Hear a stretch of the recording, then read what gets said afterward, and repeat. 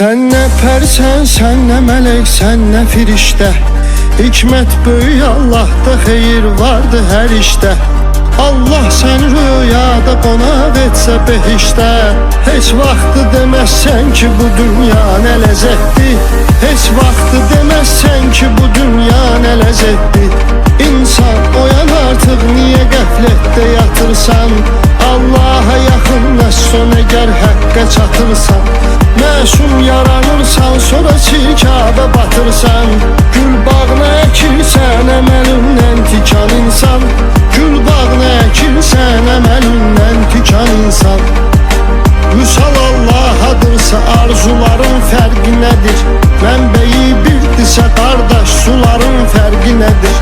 Biri şiyə, biri sünni, bunların fərqi nədir? Bir olaq, qardaş olaq, bağlayaq mübahisəni. Yetimə zülm eləmə, yandırar Allah səni.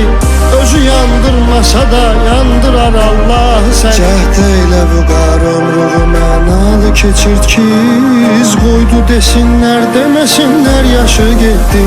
Cəhd elə bu qar ömrüğü mənalı keçir ki, iz qoydu desinlər, deməsinlər yaşı getdi.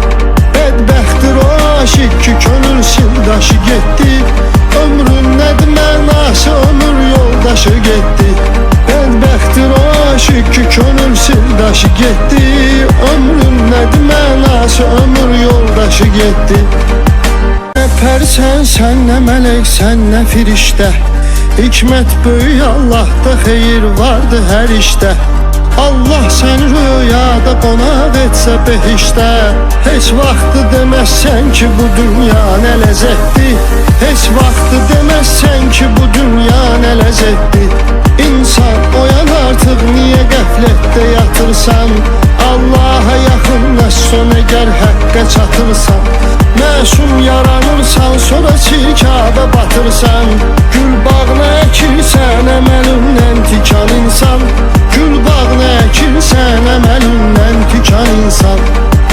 Vüsal Allah'adırsa arzuların fərqi nədir? Mənbəyi birdirsə qardaş, suların fərqi nədir? Biri şiyə, biri sünni, bunların fərqi nədir? Bir olaq, qardaş olaq, bağlayaq mübahisəni. Yetimə zülm eləmə, yandırar Allah səni. Özü yandırmasa da yandırar Allah səni. Cəhd elə bu qar ömrüğü mənalı keçirt ki, iz qoydu desinlər, deməsinlər yaşı getdi. Cəhd elə bu qar ömrüğü mənalı keçir ki, iz qoydu desinlər, deməsinlər yaşı getdi. Bədbəxtdir o aşıq ki könül sildaşı getdi. Ömrün nədir mənası, ömür yoldaşı getdi. Bədbəxtdir o aşıq ki könül sildaşı getdi. Ömrün nədir mənası, ömür yoldaşı getdi.